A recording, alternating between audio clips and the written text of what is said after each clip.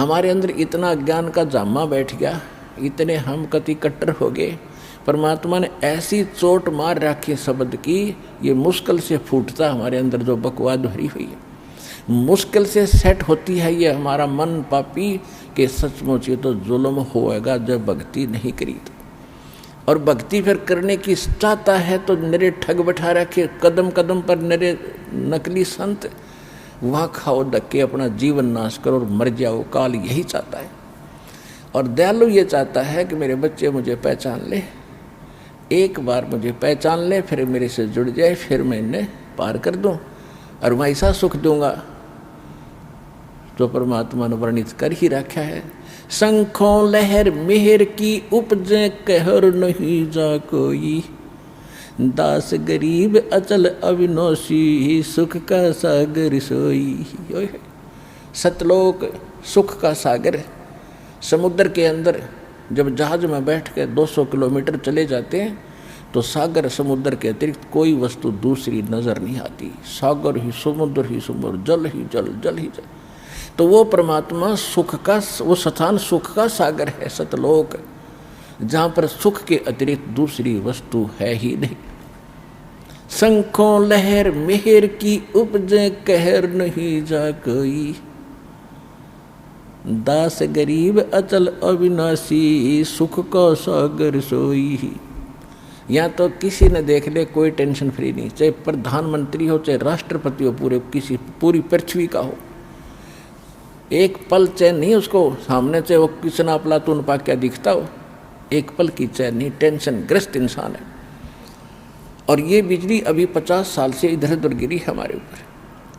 पहले से कितना ही दुखी था इंसान, टेंशन नहीं लेता था, भगवान पर विश्वास करता था और शांत स्वभाव के लोग हुआ करते थे, मीत व्ययी थे, वो बहुत कम खर्च करते थे।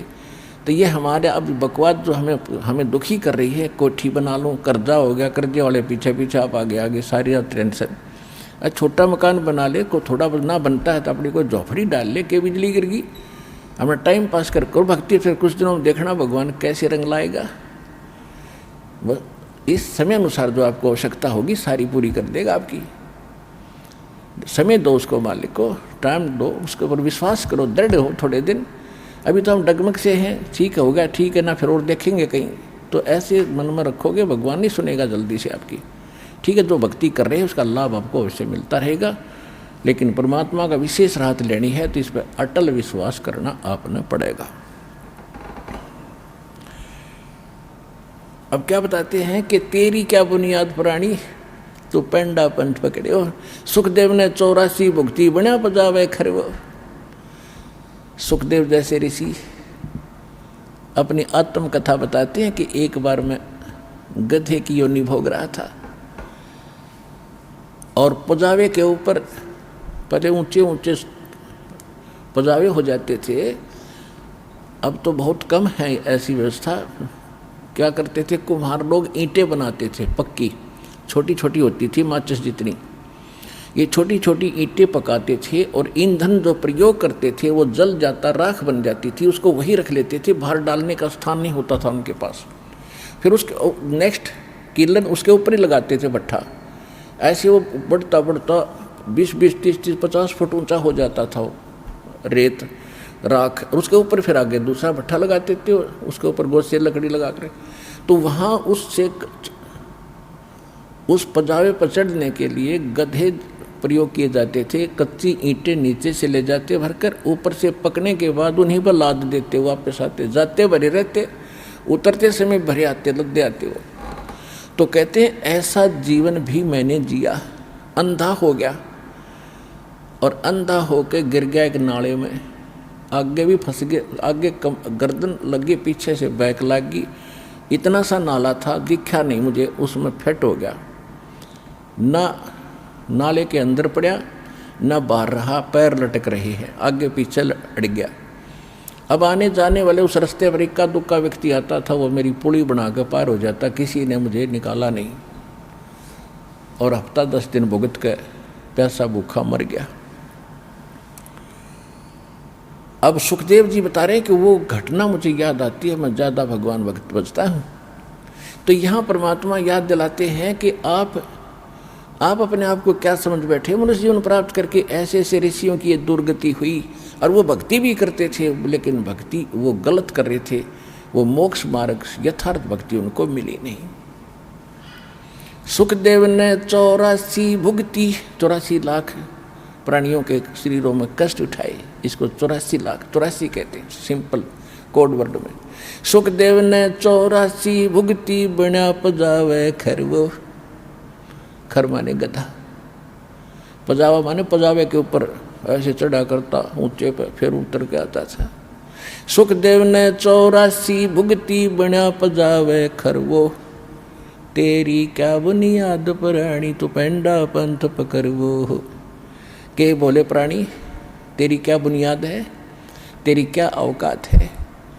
तू भक्ति ना करे, और भक्ति करता तो वो करेगा जो सुखदेव ऋषि ने करी, तो भी वो नो की नो दुख रहेगा।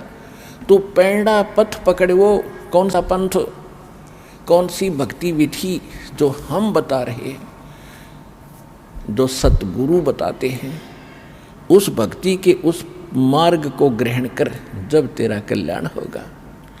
हर रहट मालपन घट जो बरीता, आवत जात बरे और रीता। जुगन जुगन तू मरता जीता, करवा ले रे कल्याण।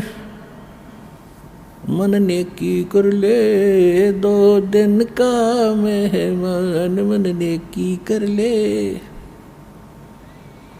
2 दिन का मेहमान।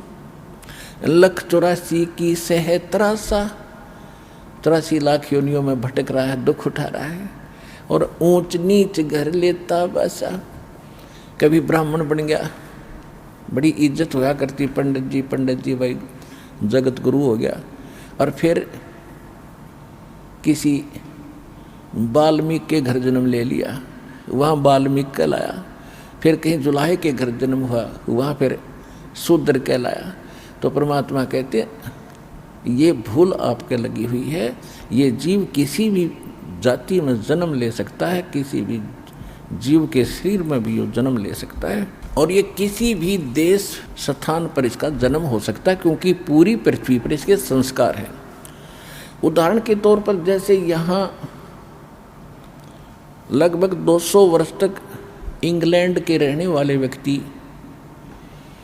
यहाँ राज्य कर गए 200 वर्ष, और वो महामूर्ख यहाँ से धन उठा कर, सोना चांदी लाल हीरे जो भी मिला सारा ले जाकर वहाँ धर दिया इंग्लैंड में, और वो उसका सारा जीवन बीतता इंडिया में।